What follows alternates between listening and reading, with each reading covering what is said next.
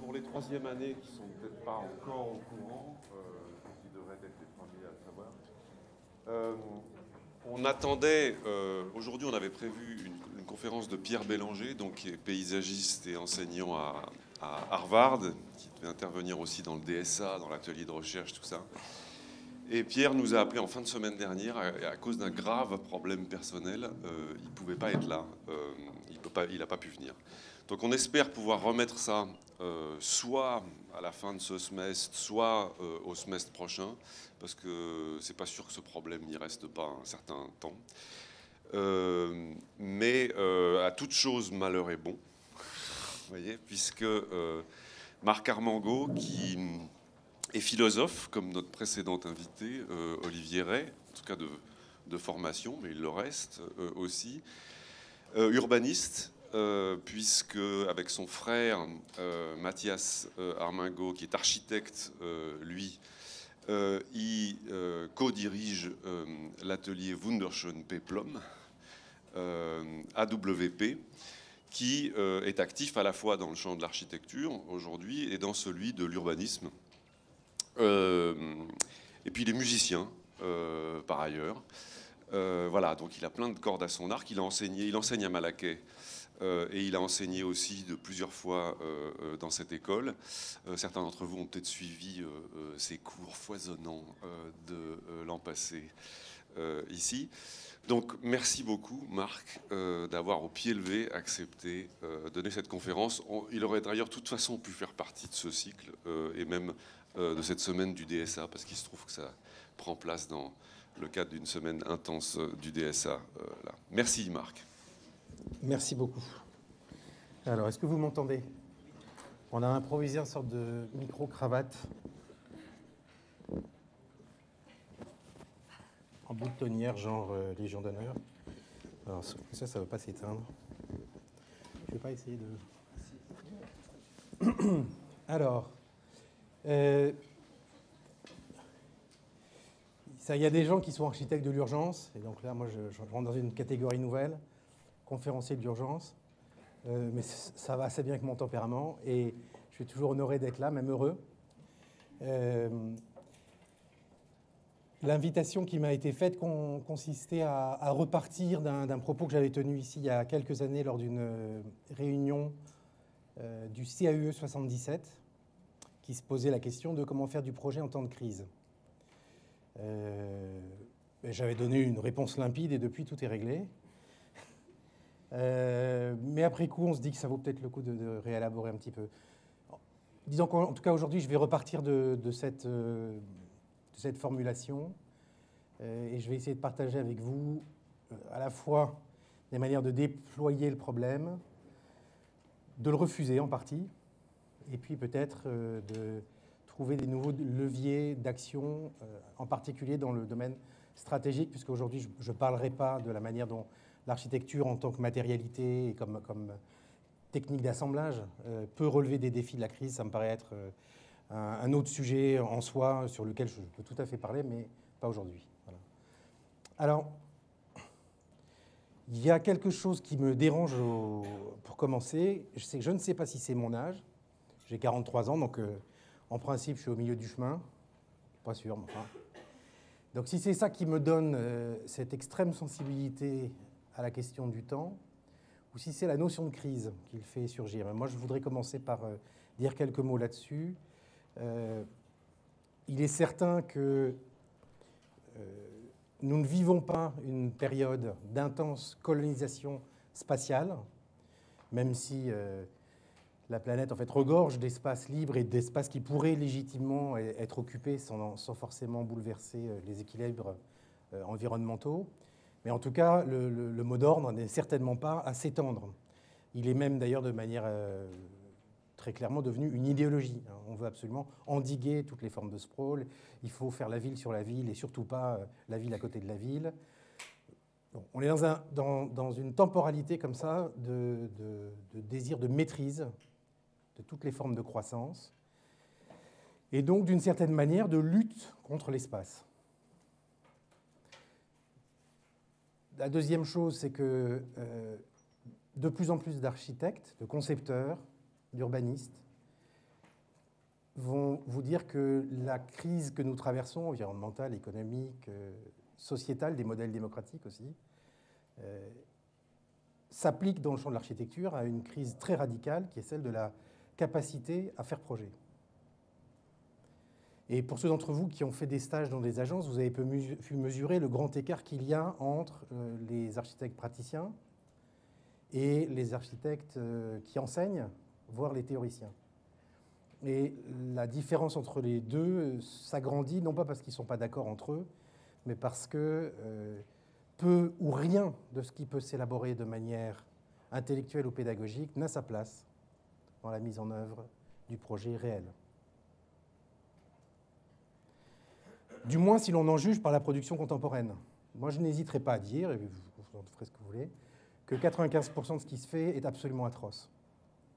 Mauvais, faible, indigent, mal assemblé, ne durera pas, a été mal réfléchi. Bon. C'est tragique. Et c'est tragique parce qu'on n'a jamais eu autant de procédures, de concours, de sélection, de niveaux de formation, etc. Donc, dans un contexte d'excellence, on n'a pas d'architecture d'excellence. Et donc, évidemment, une architecture plus commune a du mal à se développer en regardant au-dessus d'elle et en se disant « Tiens, moi, à ma modeste mesure, je vais faire un truc génial ». On est dans un contexte, en tout cas, dont énormément d'architectes, je pense, vous parlent, d'une crise gravissime de la capacité ou de la possibilité de faire projet. Et puis enfin, il y a une crise peut-être plus sournoise, et ça c'est une question de temps, au sens des générations. C'est-à-dire que c'est une chose que vous ne pouvez pas percevoir, mais la situation dans laquelle vous êtes, historiquement, est profondément différente de celle qu'ils ont précédée, ça c'est dans l'ordre des choses, mais elle tend même à entretenir des relations d'hypocrisie structurelle, c'est-à-dire qu'on s'appuie sur le passé mais on ne le connaît pas,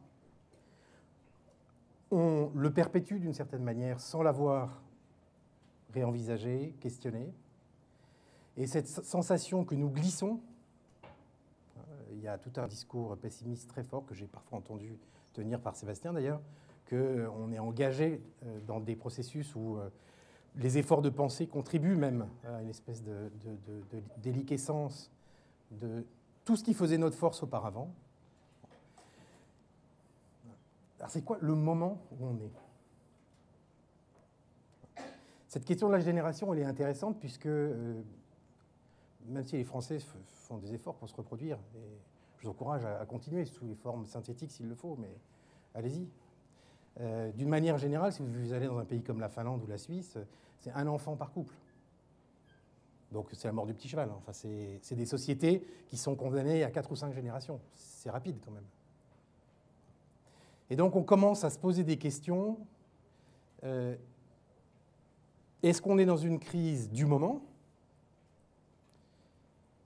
qui serait liée au prix du pétrole ? Pas de chance, il vient de baisser. Qui serait liée à une raréfaction générale des matières premières, ça c'est certain. Ou est-ce qu'on est plutôt dans une crise de la transmission entre les générations ou du rythme de la transmission des idées ? Moi, c'est quelque chose sur lequel je n'ai pas forcément lu des choses intéressantes, mais c'est l'idée que d'un monde qui était structuré de manière pyramidale, avec une transmission vers le haut, les plus jeunes étant à la pointe d'une certaine manière, on se retrouve avec une transmission qui est horizontale, à 360 degrés, où tout se vaut, ou ce que j'ai dit tout à l'heure, dire que tout est de la merde aujourd'hui, c'est quasiment un scandale de dire ça. Plus personne n'ose dire quelque chose comme « j'ai pas vu un bon bâtiment depuis 4 ou 5 ans ». C'est un propos à la fois arrogant, arbitraire. Ça voudrait dire au fond que le droit au point de vue, il s'est annulé peut-être parce que la possibilité même d'un point de vue s'est annulée. Alors, troisième question sur le temps, qui est une question théorique, c'est la question de la notion de l'accélération contre celle du rythme. Je pense que vous êtes tous plus ou moins familiers des théories de Paul Virilio, qui, après s'être intéressé à l'impact du mouvement de la vitesse sur l'espace pour développer la notion d'espace critique, a fini par virer sa cutie et à retourner ses arguments contre lui-même C'est-à-dire qu'au lieu de dire simplement que l'espace et le mouvement entretenaient des rapports critiques, il en est arrivé à dire que toute forme d'accélération détruit de l'espace. Et derrière lui se sont engouffrés, comme un seul homme, énormément d'intellectuels qui ne sont pas tous conscients que la position de Virilio est explicitement réactionnaire. Réactionnaire, c'est réaction contre, mais aussi réactionnaire au sens moral, religieux et politique. La notion d'accélération, elle est liée à l'idéologie du progrès, mais aussi à son histoire, de manière très pragmatique. Donc Virilio avait été assez vocal, comme on dit en anglais. Il s'était fait beaucoup entendre au moment du centenaire du manifeste des futuristes, qui était une adhésion sans limite à l'idée de vitesse et un désir d'accélération sans fin. Et se diffuse de plus en plus dans le champ de la sociologie, par exemple avec Hartmut Rosa, dans le champ des lettres, avec les gens qui réfléchissent aux questions de rythme, etc. L'idée que ce n'est pas le temps comme une succession qui est important, c'est le temps comme rythme. Et que finalement, c'est la maîtrise de la structure du temps, ou la possibilité d'identifier des séquences et de les habiter, de les faire interagir, qui devient le vrai enjeu. C'est un peu théorique ce que je dis là, mais je vous rassure, on va retomber sur des choses concrètes. Au fond, ce qui m'embête beaucoup avec la notion de crise, c'est qu'elle nous misérabilise par principe. Je n'entends que des gens qui se plaignent. C'est une honte. Quand on fait du projet, on ne se plaint pas. L'action de faire du projet, c'est penser, c'est une action optimiste. Deuxièmement, ça voudrait dire que c'est exceptionnel. Moi, depuis que je suis né, on est en crise. Et Sébastien, qui a juste un ou 2 ans de plus que moi, il peut dire pareil. En tout cas, tu as vu arriver, en culotte courte, cette espèce d'état de crise permanent où l'anomalie, c'est les moments de surchauffe. Alors, c'est d'autant plus une anomalie que dans notre agence, quand il y a beaucoup de projets à faire, on n'en chope aucun. Au sommet de la bulle de la spéculation immobilière dans les années 2006-2007, on n'avait pas de boulot, nous. Nous, on en a depuis 2008-2009. Voilà, donc c'est quelque chose que j'ai tendance à vouloir réfuter. Moi, je pense que la catastrophe, c'est quand ça va bien, parce qu'on s'autorise tout. Parce que justement, on perd le sens critique. Donc là, on est dans un moment où il y a un écosystème qui est celui dans lequel vous vous apprêtez à rentrer, mais dont vous faites déjà partie. Le ministère compte chaque tête. Le ministère analyse chaque destin d'étudiant qui sort de l'école. Combien de temps vont-ils mettre à avoir un CDI? Ces statistiques existent. Donc c'est un souci. Donc vous faites société, et dans cette société, on se demande réellement si les architectes sont mis dans une position qui va leur permettre de se survivre à eux-mêmes, mais surtout, le point de vue du ministère, c'est surtout que leur culture survive. Là aussi, c'est une question de temps. Est-ce qu'on s'en fout pas un peu que la culture survive? Ça, à la limite, c'est un boulot d'historien ou d'archéologue. On ne demande pas à un archéologue d'être capable de construire un temple. Donc les architectes, ils ont été leurs propres historiens, ils ont été leurs propres sociologues, leurs propres critiques, etc. Donc tout est intra-utérin, essentiellement. Et même quand vous avez quelqu'un comme Rainer Banham qui rentre dans le cercle, il devient lui-même quasiment un acteur de projet, puisqu'il dit ce qu'il faut faire. Et puis il dit ce qui est bien, et puis il fait se rencontrer les gens, et il va aussi près qu'on peut de la sphère du projet. Alors est-ce qu'on n'est pas dans un moment où, quand il y a une crise, un des effets espérés, c'est le chaos. Le chaos, c'est-à-dire, voilà, la glace se brise, puis les morceaux s'éparpillent, et il ne va plus rester que des morceaux, et on va s'occuper chacun de son morceau, puis à un moment donné, on va se rendre compte qu'il y a autre chose qui a émergé. Bon, en fait, ça, c'est déjà arrivé, donc ce n'est pas une hypothèse. Il y a aujourd'hui, dans un pays comme la France, beaucoup plus de gens, beaucoup plus que les 30 000 architectes qui sont inscrits à l'ordre, beaucoup plus de gens qui influent sur la réalité de la production architecturale que d'architectes. Qu'ils soient dans le champ de la publicité, qu'ils soient dans le champ de l'industrie de la construction, qu'ils soient dans des bureaux de tendance, qu'ils soient évidemment, on va dire, dans la sphère d'accompagnement de la construction, de toutes les maîtrises d'ouvrage. Alors, la question, c'est est-ce que c'est bien ou est-ce que c'est pas bien? Alors, qui d'entre vous a déjà fait un stage chez un maître d'ouvrage? Arrêtez d'aller chez les architectes. C'est qu'un tout petit morceau du métier. Même pour devenir quelqu'un qui va construire, il faut aller voir les maîtres d'ouvrage. Vous allez avoir un choc. Ils sont beaucoup plus intelligents que les architectes. Ils voyagent, ils rencontrent d'autres gens. Il y en a qui sont de gauche, il y en a qui sont de droite. Mais si, il y a même des écologistes. C'est complètement hallucinant. C'est une société infiniment plus ouverte et en même temps restreinte dans ses objectifs. Donc c'est des gens très faciles à cerner, c'est très facile de discuter avec eux. Les architectes, ils sont faux cul, ils disent un truc, ils font le contraire. Ils vous disent qu'ils sont très cultivés, ils n'ont jamais ouvert un livre. Enfin, c'est compliqué, quoi. Un maître d'ouvrage, c'est un maître d'ouvrage. Il a 3 ans pour faire ça, il a un budget, ça va faire tant de mètres carrés. Et ensuite, comment il le fait? Les maîtres d'ouvrage qu'on a, alors on a peut-être de la chance, dans les grands établissements publics comme ceux de l'EPADESA ou l'établissement public de gestion de la défense qui s'appelle De Facto, à la mairie de Paris, à Saint-Étienne, mais aussi des promoteurs anglais à Newcastle, etc. On est ahuri, on rencontre des gens dont on a le sentiment qu'ils sont tout le temps en avance sur les architectes. Vous me direz, il vaut mieux puisqu'ils sont en amont. Ouais, en même temps, c'est pas très bon. Parce que ça vient accuser la position de l'architecte qui est d'être en bout de chaîne. Et ça vient accuser l'idée qu'il est le spécialiste d'un certain nombre d'opérations que seul lui peut faire ou qu'on souhaite même lui laisser parce qu'il faut quand même, on ne va pas le tuer d'un seul coup, quoi. On ne va pas le finir. L'architecte a quelque chose, doit être bon. Alors ça, c'est quelque chose qui est assez troublant parce que je ne dis pas ça par hasard. Moi, j'ai interviewé des centaines de gens dans le monde entier, des chercheurs, des publicistes, des médecins, des gens qui travaillent sur des sujets urbains dans le cadre de la médecine, des spécialistes du sport à l'échelle de la ville, voilà. Que des gens qui ont des intérêts croisés avec la question urbaine et architecturale, mais qui ne sont pas architectes.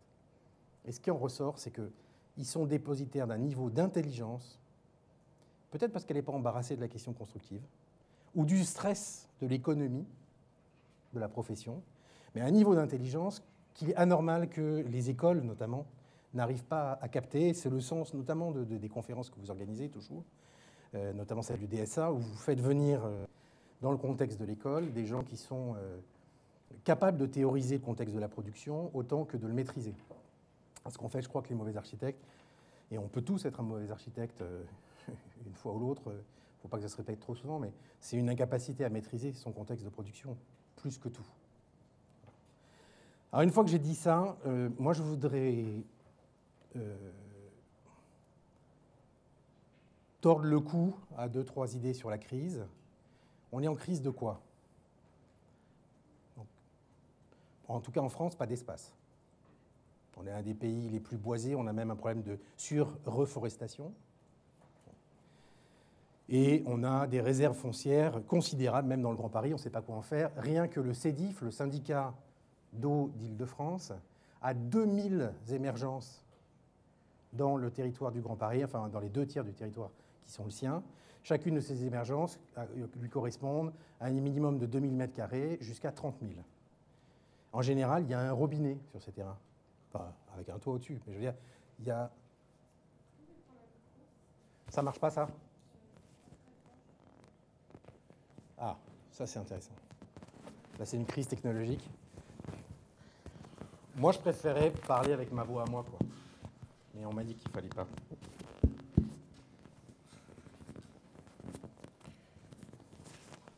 Merde. Pardon. Ouais, c'est votre faute, en tout cas, si je me souviens plus de ce que je disais. Hein. Ça sera sur votre bulletin. Okay. C'est bon, là? Ouf, c'est mieux. Hein. OK. Donc... Ah ouais, merci. Pas d'espace. Certainement pas d'argent. Certainement pas d'argent. Ce qu'on voit, c'est qu'il y a des communes qui ont fait des placements hasardeux qui sont coincés. Éric et moi-même habitons dans une de ces communes, à Montreuil, où il y a 350 millions d'euros d'emprunts pourris. Et pour une commune qui a plus beaucoup de revenus, puisqu'il n'y a plus de grandes sociétés industrielles, etc., c'est compliqué. Voilà. On n'est pas néanmoins en crise d'État, l'État est partout, on n'est pas en crise d'entreprise. Regardez les entreprises du CAC 40, c'est les grandes entreprises planétaires. Mais on est en crise de quoi là? des idées, mais ouvrez le journal, ouvrez Le Monde, et ensuite achetez le Dagens Nyheter suédois, vous mettez Helsingin Sanomat, vous prenez tous les grands journaux d'Europe, vous comparez le nombre de pages consacrées au débat, et vous verrez qu'on est un pays de tronches. On est tous des tronches. On a tous des trucs à dire. C'est fabuleux. C'est incroyable. Il est où le déclin? Mais il n'existe pas. Enfin, si c'est le déclin ici, mais les autres sont tous morts, en fait. C'est des zombies. Quand vous rencontrez un Finlandais, donnez-lui de la vitamine. Ou parlez pour deux. Faites quelque chose. C'est-à-dire que dans tous ces pays, évidemment, il y a des gens extrêmement intelligents, à la pointe, tout ce que vous voulez, mais ils sont confinés. Helsingin Sanomat est obligé, pour financer sa publication, c'est Le Monde en Finlande, de vendre sa couverture, la une, là, à des annonceurs. Donc vous achetez le journal avec Volvo, vous achetez... Bon, à côté, nous, on est... Voilà.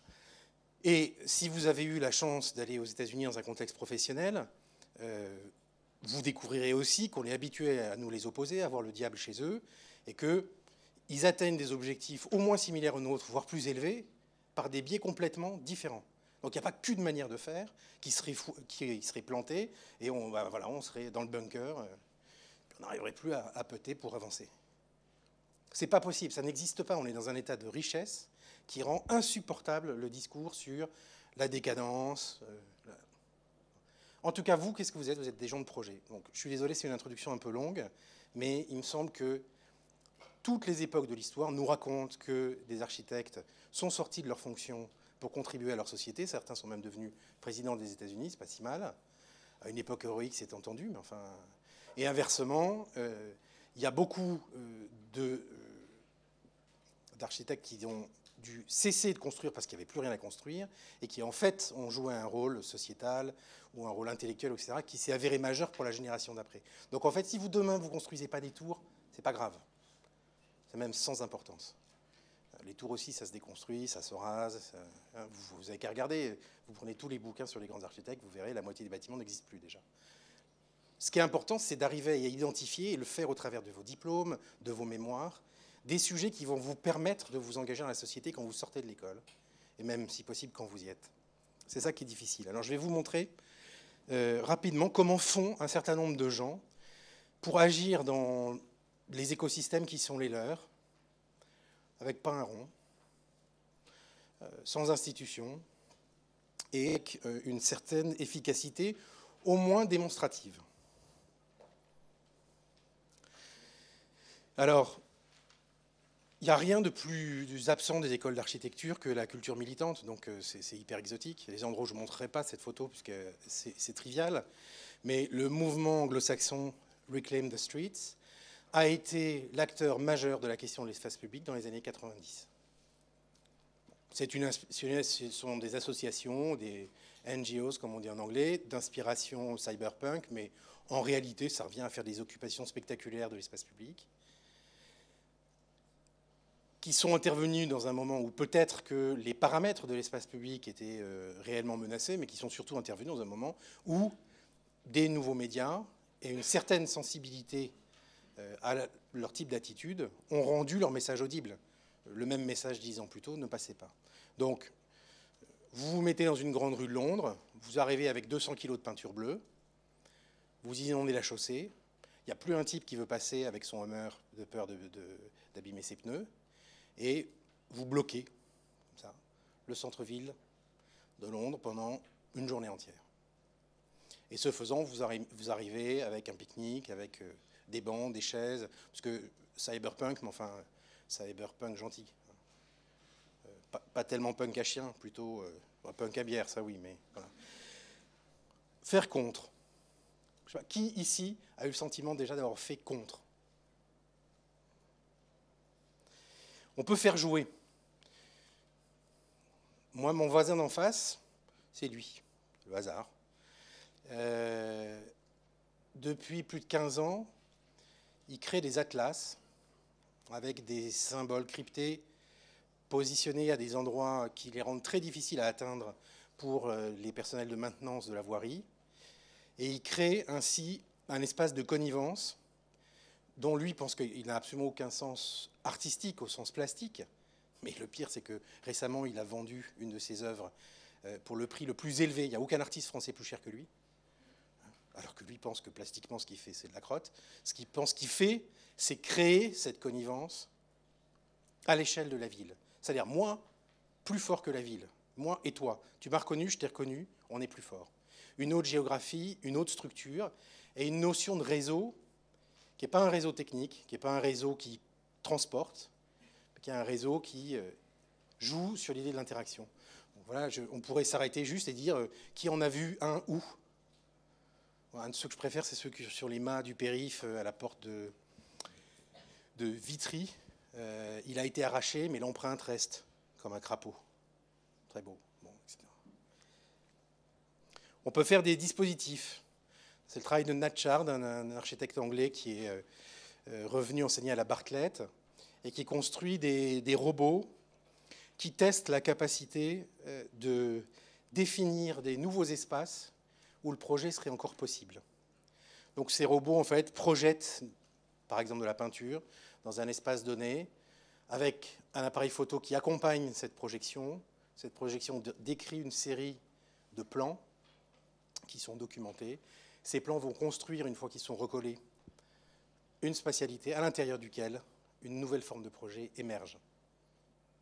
C'est-à-dire qu'il est obligé de montrer qu'à l'intérieur de notre spatialité, il y a des possibilités d'ouvrir des nouveaux espaces où là, le projet serait possible. C'est quelqu'un qui travaille depuis 25 ans sur l'idée d'architecture indéterminée ou d'indétermination dans l'architecture et qui est un héritier direct de Peter Cook, d'Archigram, qui l'a formé et qui le... Bon, dès qu'il peut le dire, il dit que c'est un génie.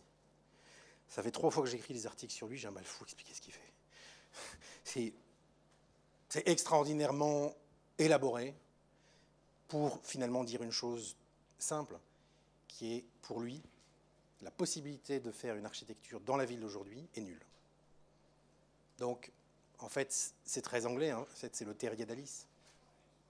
On cherche des trous à l'intérieur desquels on pourrait reprojeter de l'architecture et se donner des objectifs architecturaux qu'on ramènerait ensuite dans le plan de l'expérience concrète. On peut faire avec les pieds, comme le collectif romain de Stalker. Ça, c'est une carte de leur itinéraire ici en blanc. Autour de l'archipel métropolitain à Rome. En jaune, vous avez les zones bâties historiques. En bleu, vous avez les zones de nature. Pourquoi il y a autant de nature à Rome? C'est parce que les terrains sont historiquement la propriété des prélats du Vatican. En principe, un prélat, ça ne se reproduit pas tellement. Bon, ça, c'est souvent vérifié le contraire. Mais enfin, ça fait généralement une transmission, pas vers 1, 2 ou 3 héritiers, mais vers tous vos neveux et nièces. S'ils ne s'entendent pas à la première génération, dès la deuxième, vous avez 100 héritiers, dès la troisième, vous avez, etc. Et donc, il y a énormément de terrains qui sont en fait techniquement la propriété de plein de gens et réellement pas utilisés ou voilà, qui sont en jachère, voilà, ce qui fait que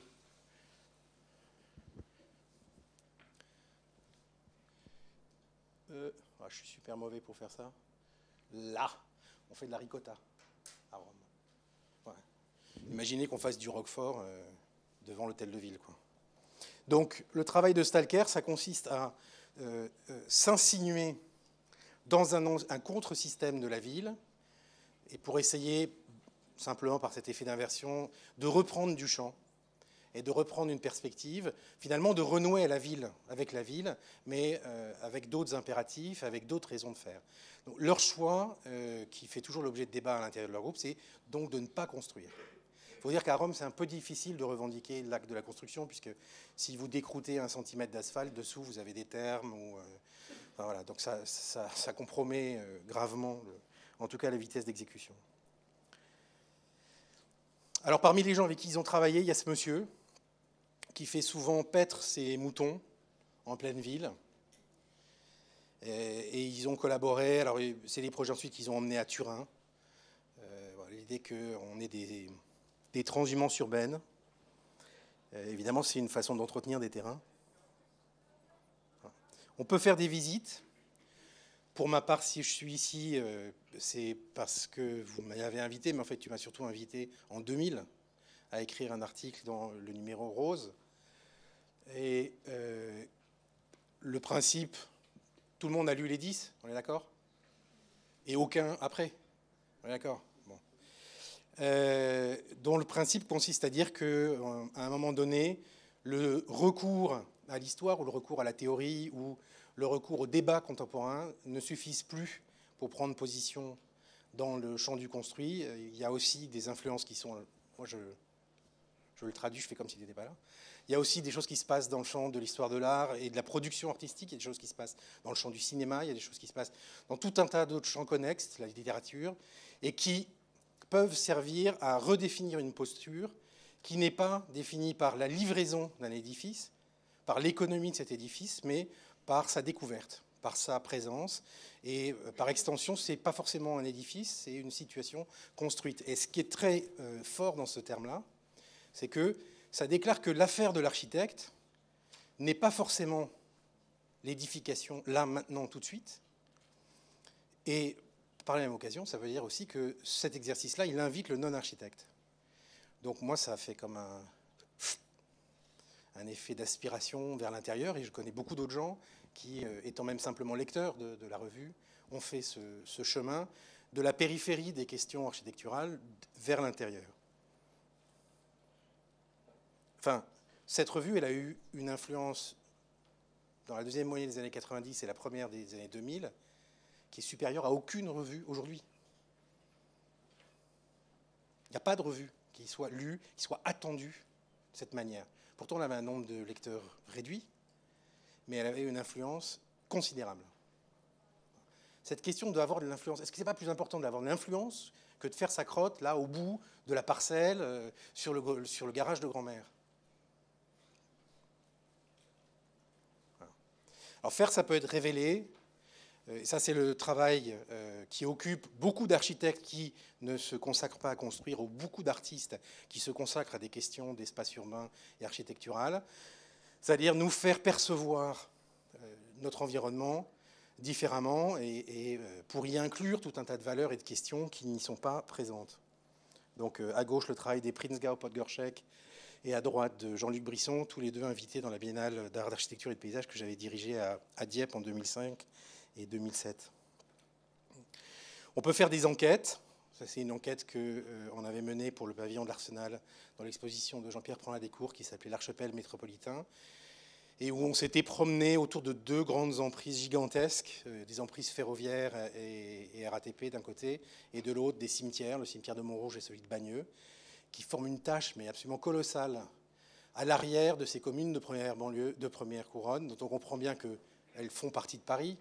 Et d'ailleurs, Montrouge a du métro, a une station de métro maintenant, Bagneux aussi, et la ligne 13 s'arrête là. Ce qui était intéressant, c'est que c'était des sites, au début des années 2000, qui faisaient l'objet d'un investissement frénétique de la part des grands groupes de promotion. Et ce qui était intéressant, c'était de voir qu'ils étaient dans des spéculations formelles, autant que financières. C'est-à-dire qu'ils hybridaient la figure de l'immeuble cannois ou niçois, c'est-à-dire une idée comme ça de l'architecture de bord de mer, avec l'haussmannien, le toit en cuivre, etc. Et cette hybridation formelle, elle servait à faire avaler le fait qu'on montait à plus 12 et qu'il n'y avait pas d'espace public. Donc c'était du pseudo-Haussmann à 9 000 € le mètre carré, mais sans ce qui fait Haussmann, c'est-à-dire la trame d'espace public, les aménités, même la symbolique, tout simplement. Et donc, dans cette espèce de devenir champignon, en plus c'était une zone frontière, comme ça, entre 4 communes de banlieue, ce qui apparaissait, c'était que, fatalement, les voies ferrées et les cimetières allaient devoir faire de la place à la ville. Et donc, dans le cadre de l'enquête qu'on a menée, où on ne savait rien sur rien, on est allé, on a rencontré des gens, on les a interviewés, etc. Ce qui est apparu, c'est qu'il y avait ce monsieur péruvien qui, tous les jours, sur ce pont dessiné, je crois, par l'agence Eiffel, il venait jouer. Et pas de la flûte de Pan. Il venait, monsieur péruvien, qui vient jouer de la flûte à bec et qui s'exerçait, il jouait super mal. Il était là, comme ça, 45 minutes, paf, tous les jours au-dessus des trains.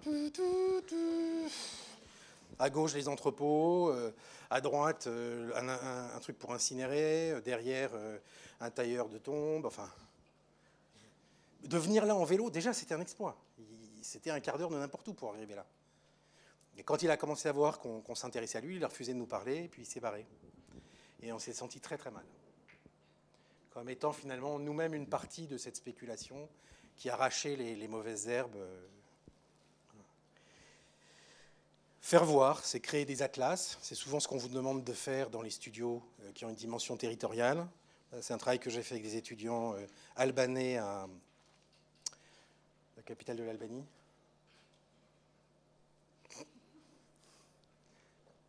Tirana, merci. À Tirana, il y a quelques années, et qui portait, c'était simplement des informations superposées les unes sur les autres, qu'on pouvait consulter. Chaque information, en fait, était déconnectée de la suivante, alors qu'il s'agissait du même édifice. Parce qu'il y a une chose très simple, les gens construisent leurs maisons ou leurs immeubles avant de penser qu'il faudra peut-être des réseaux. Ils les accolent les uns aux autres avant de se demander s'il y aura un rayon de giration suffisant pour qu'il y ait un bus. Et puis après, ils font des manifestations pour dire « la mairie nous lâche, c'est un scandale, où sont les bus, où sont les égouts ?» Voilà. Faire sur le motif, donc ça c'est un exemple d'atlas à Dieppe pendant la première biennale, qui était affiché sur tous les murs du port. Faire à travers une expédition en ex-Yougoslavie sur l'autoroute de la fraternité, organisée par des architectes de tous ces pays, non pas sur un mode nostalgique, mais sur le mode de l'énigme. Que signifie une autoroute qui fait une espèce de 8 au travers de toutes les anciennes républiques yougoslaves, aujourd'hui que ces républiques, certes, entretiennent des rapports économiques et sociaux, mais enfin, globalement, veulent se tourner le dos. Et il reste cette gigantesque infrastructure dédiée, et qui est un souvenir un peu embarrassant puisqu'elle a été construite gratuitement. Parce que Tito, il était vraiment très fort. Il avait convaincu que, comme d'autres vont faire le service militaire, enfin ils le faisaient tous, puis une fois qu'ils avaient fait le service militaire, ça serait pas mal que chacun aille donner de son temps à l'autoroute de la fraternité. Et donc, voilà, tout Yougoslave avait passé ces 6 mois sur les chantiers. Voilà. Et donc, voilà, ils se sont posé cette question d'une infrastructure qui est, qui est un symbole qui ne peut pas passer. À cette taille-là, ça ne s'efface pas. Donc c'était un workshop ambulant en fait, ils allaient de ville en ville. On s'inscrivait juste pour dire je serai là, mais il n'y avait rien qui était pris en charge par personne, sauf que les organisateurs ont imprimé un livre qu'ils vous ont donné le premier jour, et ils s'étaient organisés pour que dans chaque ville, la caravane soit accueillie par des acteurs de ces situations, certains très orientés sur des questions artistiques, d'autres très politiques, etc. On peut faire des livres comme Roger Conin. Roger Conin a été pendant 15 ans, la main droite de Raimo Pietila, vous voyez qui c'est, hein, l'architecte moderne, puis moderniste tardif, puis postmoderne finlandais, qui a une espèce de génie, une espèce de pré-guéri, qui a inventé des manières de développer des spatialités organiques très, très, très surprenantes, notamment la bibliothèque de Tampere.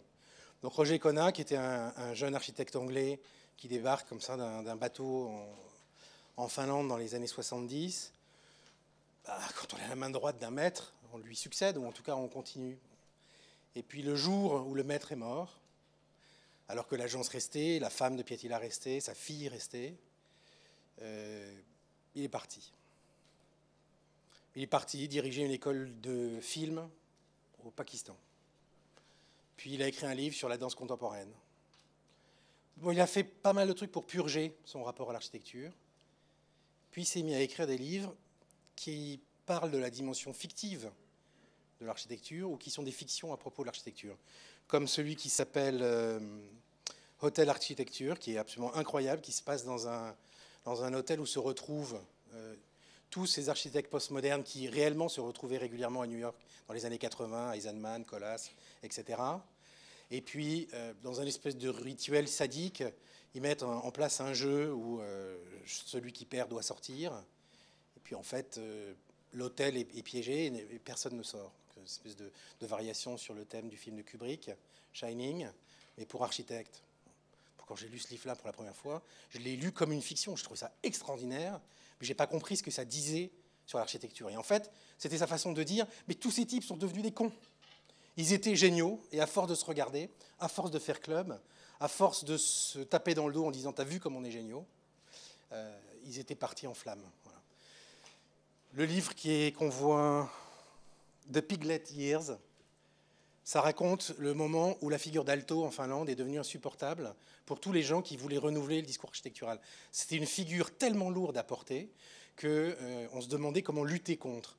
Alors il y a des gens qui se sont spécialisés, non pas dans le lancer de tarte à la crème, mais dans le lancer de cochons, dans les conférences dédiées à Aalto. Voilà. Tous les débats architecturaux qui étaient placés sous la coupole comme ça des altoïstes, des ayatollahs de l'altoïsme, ils étaient sûrs qu'à un moment ou à un autre, il y allait y avoir des mecs qui rentreraient en hurlant « Ouais, les cochons !» puis qui balanceraient comme ça toute une série de cochonnous dans la salle. Ça a commencé à peser sérieusement, quoi, parce que ça inhibe. On fait un peu moins de réunions, on fait surveiller, on se renseigne sur la vente de cochons, enfin, etc. On peut faire des revues sur une idée. On n'arrive pas toujours à la faire longtemps. Ça, c'est le travail de Pedro Gadagno sur la question du rapport entre architecture et fiction. On peut faire des efforts. Ça, c'est le travail génial d'un artiste français qui s'appelle Thierry Godefroy, mais dont le surnom est Colonel. Il a longtemps habité au Danemark, donc il se fait appeler colonel par tout le monde, parce que les Français sont des coloniaux, donc il voulait être un colonel. Il travaille beaucoup sur ces questions de différence. Et puis, il s'est rendu compte que c'était lui qui faisait tout le boulot, en fait. Par exemple, il avait des procédures comme « Do I look like you ?» Donc, il arrêtait les gens dans la rue, il disait « On échange nos fringues ?» Puis, on se prenait en photo après. Voilà. Et puis, il disait « Mais pourquoi c'est toujours moi qui ai les idées? Ça ne va pas du tout. Moi, je fais un truc plus simple. Je me fais inviter dans une galerie, je vous donne rendez-vous dans la galerie, je vous dis « Venez avec des baskets de course. » Et ensuite, il organise ce qu'il appelle des critical runs. Donc, on part et on jogue ensemble. Et il y a un thème qui est discuté collectivement au début. Vous avez envie de parler de quoi? Moi, en ce moment, je travaille sur ça. Qu'est-ce que vous en pensez? Bon. Il y a quelqu'un qui dit, bon, ben voilà, moi, il y a un truc qui me bouffe, c'est la gentrification du port. Ah, bah, très bon, ça. Ah, ouais. On y va. Bon. Je ne sais pas, il y a sûrement qui jogue. Moi, de toute évidence, non, mais ça va peut-être me revenir. Quand on court, on ne parle pas, quoi. Enfin, je vais dire, on court un peu sérieusement. Et donc, au début, ça jacte plein pot. Puis au bout de 100 mètres, il y en a qui commencent à être plutôt sur la réserve, à intérioriser. Bon, très rapidement, c'est le silence général. Et on se regroupe après à la galerie, on fait des étirements. Les gens, ça prend 2 heures pour qu'ils arrivent, c'est comme le marathon, quoi. Chacun fait à sa vitesse. Et là, une fois que tout le monde est défoncé, là, on parle. Et c'est génial. C'est une idée complètement socratique. Hein. On épuise les espèces de pulsions, de débats. C'est un peu ridicule. S'inscrire pour participer à un débat dans une galerie. Ouais, c'est un peu grotesque. Donc il organise le piège, il les rince, et ensuite, bon, là maintenant à discuter, la gentrification dans le port. Excuse-moi. Moi, j'ai fait un truc comme ça en Chine il y a 15 jours, et on a parlé de ce truc-là, et ça passe pas. J'aimerais en parler avec vous. Et les gens ressortent et disent, c'était génial, je me suis claqué, mais... On peut faire bloc, ça c'est un collectif d'architectes à Zagreb qui décide que c'est pas parce que c'est le Premier ministre qui est derrière un énorme consortium d'investissement immobilier qui va changer tout le centre-ville qu'il ne faut pas résister. Donc ils montent une association et ils font une pétition. Et puis donc ils imprimaient, en fait ces bandelettes, chacun des petits carrés, c'est une pétition à remplir individuelle. Puis c'était imprimé en bande. Alors ils les détachaient pas, en fait, ils les faisaient signer. Ils se sont dit comme ça on les suspendra. Ils imaginaient avoir quelques centaines.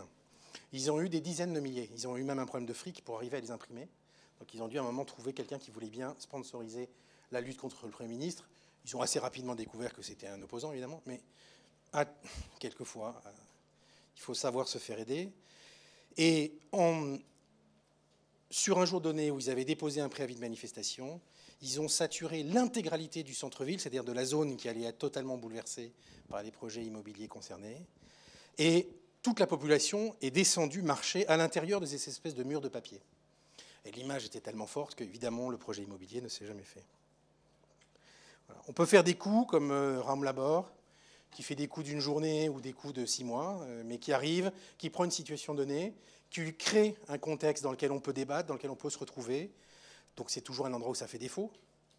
Et puis ils servent d'incubateur pour que cette question progresse, et puis ils s'en vont, et ils laissent ensuite travailler. Donc c'est directement un clin d'œil à Archigramme, sauf que ce n'est pas un travail architectural, c'est un travail, on pourrait dire, d'ingénierie sociale, ou de créativité sociale. Voilà, on peut faire ailleurs, comme l'atelier Van Lieshout, dans le port de Rotterdam, qui décide de se retirer du monde et de créer son monde à lui. Donc ils créent et ils impriment leur monnaie. Ils créent une constitution avec des lois très très très coercitives, comme par exemple l'obligation de la polygamie ou le végétarisme ultra. Parce que sur place, ils n'arrivaient pas à faire pousser de la viande, en fait. Donc ils ont exclu la viande. Voilà. Et cette espèce de micro-république, elle apparaît au cours des années 90, donc à un moment où personne ne fait ça. Donc évidemment, ça a de l'intérêt. À partir du moment où ça devient un cliché, il a complètement bazardé le système et il l'a autodétruit. Et il y a quelque chose d'un peu troublant quand vous allez à Londres, dans un de ces food markets où vous avez tous ces food trucks, et vous dites, merde, on dirait la ville de Van Lieshout, sauf que ça ne veut plus tout à fait dire la même chose, quoi. Voilà. On peut faire port, j'en ai parlé très rapidement, dans la Biennale de Dieppe. Donc le port était arrêté parce qu'il avait ce qu'on appelle un coup de cygne, c'est-à-dire une entrée trop étroite pour faire passer des tankers. Et le coût d'investissement pour faire un port offshore était absolument démesuré par rapport au fait qu'il y a Dunkerque pas très loin ou Le Havre. Donc Dieppe se retrouvait condamné, c'est-à-dire que 70% de son territoire physique était débranché du jour au lendemain, comme ça. On prend la prise et on enlève. Et on a réussi, je ne sais pas comment, à se faire filer les clés de tous les hangars. Et sur des promesses de 900 000 euros de budget, on en a recueilli 57. Alors, donc avec 57 000 euros pendant 3 mois, faire port, c'était compliqué, mais tous les gens que je viens de vous montrer avant, peut-être une ou deux exceptions, sont venus en fait, gratuitement, pour travailler avec nous, pour produire des œuvres, pour donner des concerts, etc. Ça, c'est le travail de Stéphane Shankland, peut-être vous connaissez ça, le Trans 305 à Ivry. Ça part presque d'une blague qui consiste à dire le 1% artistique, c'est ridicule qu'il arrive à la fin du chantier. Il devrait être dépensé pendant le chantier pour l'accompagner et pour, de certaine manière, rendre le chantier productif d'autre chose que simplement ses assemblages et ses destructions. Et puis petit à petit, presque mécaniquement, il devient un contre-pouvoir dans le chantier. Et donc, il lui faut vraiment des appuis politiques sérieux auprès de la direction culturelle de la ville d'Ivry, qui est la ville test où il fait ça, pour qu'il ne se fasse pas virer hors de la ZAC. Parce qu'en permanence, il y a des gens qui veulent instrumentaliser le fait qu'il soit présent dans la ZAC comme une espèce de musée de la transformation, musée temporaire bien sûr, et qui tend toujours à figer la transformation et dire mais regardez, c'est mieux maintenant. Parce qu'effectivement, cette ZAC, elle ne sera pas terrible. Enfin, de toute façon, elles ne sont jamais bien. Voilà. Je vais avancer. Il y a encore des gens qui croient qu'on peut faire des œuvres. J'en fais partie. Hein. Ça, c'est... Ah oui, ça, c'est bien ça. On est à Belgrade. Dans les années 90, dans ces pays où toutes les règles avaient explosé, il n'y a pas eu que des dérives mafieuses, où il y a eu aussi des inventeurs incroyables, y compris chez les architectes, ceux qui sont restés, ou ceux qui sont partis mais qui sont restés en connexion. Donc là, je vous parle du travail de Ivan Kutsina, qui a créé School of Missing Studies, c'est-à-dire une plateforme qui recueillait tout ce que les autres Serbes partis à l'étranger faisaient au NAI, à la TU de Delft, à Columbia, etc. Et ils rapatriaient tout, des polycopiés de cours, des photos d'exposition, etc. Et ils donnaient cours dans des bars où les gens venaient. Et en fait, ils ne donnaient pas cours, ils discutaient ensemble de ce qui se faisait.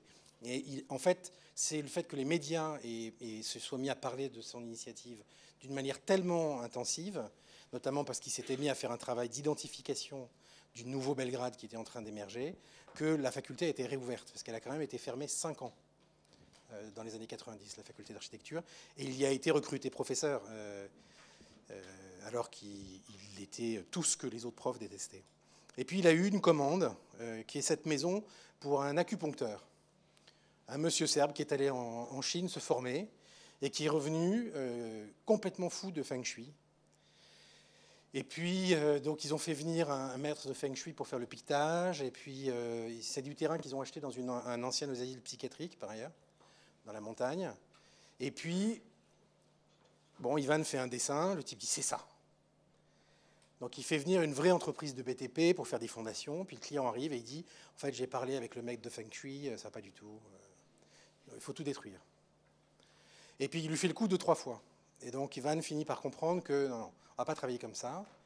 Il engage 4 types qui sont des maçons talentueux, mais qui travaillent à la main. C'est-à-dire les mecs qui ont une petite bétonneuse, le truc dans lequel on fait le gigobitume, quoi. Vraiment un tout petit truc. Ils font tout à la main. Donc, toute la structure que vous voyez là, en fait, c'est du bois qui a été mouillé pour être déformé, dans lequel on a posé des briques, ensuite, bon, etc. Des systèmes d'assemblage qui sont à la fois très inventifs et totalement primitifs, qui sont un peu ceux des coupoles byzantines, mais tels qu'on les faisait dans la période médiévale. Et c'est ça qui lui a permis de supporter les variations d'humeur du client. Ça, c'est génial, ça. Tous les étudiants qui viennent faire une HMO chez nous, ils disent « Oh, on fait une HMO parce qu'on va faire du chantier. » Et puis nous, on fait « Du chantier Ah si, il y en a, oui. Mais c'est nul, le chantier. Vous vous rendez pas compte, ça n'a absolument aucun intérêt. Ah si, le chantier, c'est fabuleux. Bon. À ce compte-là, oui. Mais il ne faut pas se raconter d'histoire. Chantier, c'est un métier d'ouvrier. Il n'y a aucun intérêt à faire du suivi de chantier. Strictement aucun. Je veux dire, si vous aimez engueuler des ouvriers, si vous aimez vous battre avec des entreprises, allez-y, c'est génial. Mais c'est ça, hein, c'est de la boxe. C'est s'engueuler avec des gens. Super. Et là, en tout cas, moi, je trouve qu'il y a quelque chose d'absolument libérateur dans le fait de dire que pour atteindre son ambition architecturale dans un contexte donné, on régresse techniquement. Et ce qui est intéressant, c'est que la maison, maintenant, elle est 3 fois plus grande, mais elle est toujours totalement inhabitée puisqu'elle est totalement inachevée. C'est une espèce de squelette d'insecte, etc. Ça, c'est un exemple que vous connaissez bien, je pense, à Ravenna. Il y a des gens qui travaillent sur des processus de maquette. Donc ça, c'est des gens de la Bartlett School, Bob Schill, qui, en fait, construit une maquette à échelle 1.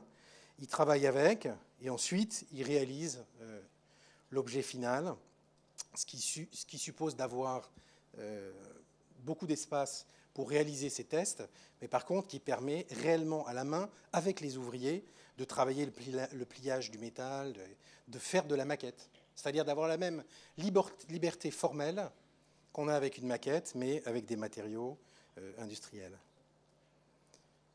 Voilà. Je finirai avec cette image-là. Voilà. Ça, c'est Jean-Luc Brisson, dans un quartier nord de Marseille, qui s'appelle le Plan d'Aou, et dans une cité en particulier qui s'appelle la Cité du Paradis. Vous vous doutez le genre de paradis? C'est un truc où une bagnole sur 2 est sur cale, il manque des portes, des roues, des fenêtres. C'est un endroit où on vous dit qu'il ne faut surtout pas aller parce que c'est foutu pour vous, vous allez vous faire démonter. Voilà. Et puis pour Marseille 2013, lui, il a une bourse pour travailler là. Il était super content. Et puis tout le monde lui dit « Non, non, n'y va pas, fais un truc à distance, ou vas-y avec des flics. » Vraiment, on fait monter un niveau de stress sur même la possibilité d'aller travailler dans un endroit comme ça. Et donc, Jean-Luc a pris son courage à 2 mains, après avoir fait plusieurs tentatives pour parler avec des gens qui ne menaient à rien. Il a amené une couverture, et tous les jours, de 14 à 15h30, il a fait une sieste. C'était un moment de sa vie où il était fatigué, de toute façon, donc il fallait qu'il récupère. Et il venait, donc il y avait son téléphone portable avec lui, à côté de lui en évidence, avec le réveil. Il y avait un livre qu'il était en train de lire et un carnet de croquis. Et pareil, ouvert, pour qu'on voit qu'il était en train de dessiner. Donc, presque, il se mettait mort, et ensuite il mettait à côté le cartel avec la légende. Puis il attendait que le poisson morde. Et il dit, 9 fois sur 10, en se réveillant, il y avait des gens assis à côté de lui. Des enfants, des vieux, des femmes, des hommes. Et bien, qu'est-ce que tu fais là? Mais tu fais quoi, toi? Voilà. Et donc, il a fait la sieste pendant 1 mois, et au bout d'1 mois, il était pote avec tout le monde, et il a pu faire du projet. Ils ont fait un projet incroyable, ils ont créé une banque. La Bank of Paradise. Le livre vient de sortir, vous pouvez le trouver dans toutes les bonnes librairies, qui raconte comment le projet avec les gens d'un quartier qui est en permanence, où on finance des artistes pour aller essayer de faire du culturel dans un endroit où les gens n'ont pas de quoi bouffer. c'est une insulte déjà tellement insupportable que, ben, évidemment, il a dit, mais vous préfériez parler, vous voulez parler de quoi? Donc ils ont parlé de fric, ils ont dit, ouais, on va faire une banque. Et ils ont fait une banque, en fait, avec toutes les œuvres des artistes qui l'avaient précédé depuis les années 70, qui avaient été envoyées au plan d'Aou pour essayer de cultiver les sauvages. Donc ils ont créé comme ça un truc en béton avec une porte, avec des œuvres dedans. Puis il faut réserver sur Internet pour venir visiter, bon, etc. Et le fait d'avoir créé une espèce de culture autour de l'idée que le quartier a une valeur dans le temps, c'était important. Et moi, je ne sais pas du tout depuis combien de temps j'ai parlé, mais je suis sûr trop longtemps. Donc, je veux en tout cas faire une pause là en disant, je crois que la crise qu'on traverse, c'est une crise du temps. Je l'ai dit au début, mais maintenant je vais dire de quoi à propos du temps. Moi, je crois que j'ai un peu donné une piste avec l'idée des générations, de la transmission entre les générations d'architectes. On ne sait plus du tout dans quelle séquence de temps se positionner pour réfléchir. On n'a plus aucune idée. Quand on colonise l'Ouest américain, on a un principe simple. Le droit de chaque Américain, ça sera d'avoir de la terre. Mais comme il faut que ce droit soit équivalent, il faudrait que cette terre ait la même taille. Comme par ailleurs, c'est des terrains où on n'est pas encore allé, ben on fait une grille avec des carrés et on projette ça sur tout le territoire. Ça, c'est possible dans un endroit où il n'y avait rien, en tout cas où on ne reconnaît pas le déjà là, et on plaque un système d'interprétation, et ensuite on fera le lever du territoire, et on verra si c'est compatible ou pas, on se débrouillera. Mais nous, en Europe, mais pas simplement en Europe, maintenant partout sur la planète, on est dans un contexte où il y a déjà une profondeur de temps qui nous précède, et avec laquelle on a extrêmement de mal à entrer en communication. Je pense que c'était un des enjeux du visiteur, d'ailleurs. C'était de soulever cette question de la superposition des couches, donc du palimpseste que représente chaque situation de territoire. Sauf que les couches, elles ne sont pas homogènes entre elles. Vous avez les couches qui sont un événement qui a duré 1 minute. Dans l'histoire de France récente, vous avez le 5 ou le 7 janvier, je ne sais plus, enfin, l'histoire de Charlie Hebdo, ça a duré 10 minutes. Et c'est une couche en soi, bien épaisse, bien rouge. Et puis vous avez des choses beaucoup plus lentes. Comment le Front National, qui était un parti de bidons grotesques avec des bandeaux sur l'œil, est en train de devenir le premier parti de France. Ça, c'est du temps très long. Moi, depuis que je suis jeune, 3 ou 4 fois, j'ai déjà pensé que c'était bon, le Front National. C'était fini, là. On allait pouvoir parler des choses sérieuses, pas être pollué par des dingues. Donc, ça, est-ce que c'est un temps long? Donc, j'ai 43 ans. Est-ce que c'est un temps long?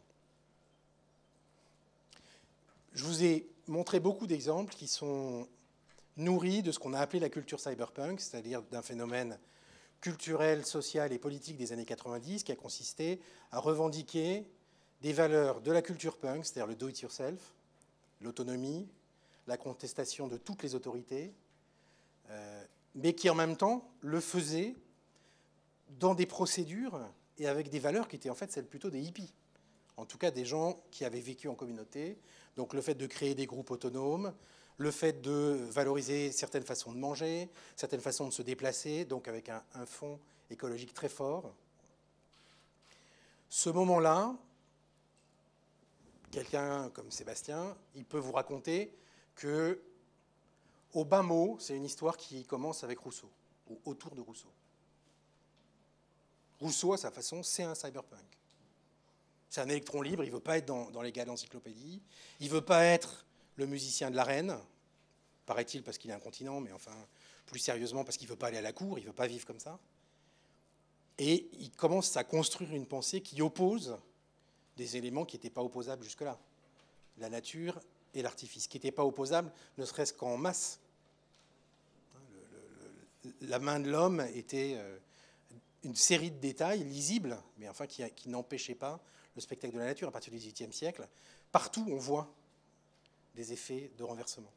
Donc il y a plein de sources qui peuvent vous servir d'inspiration.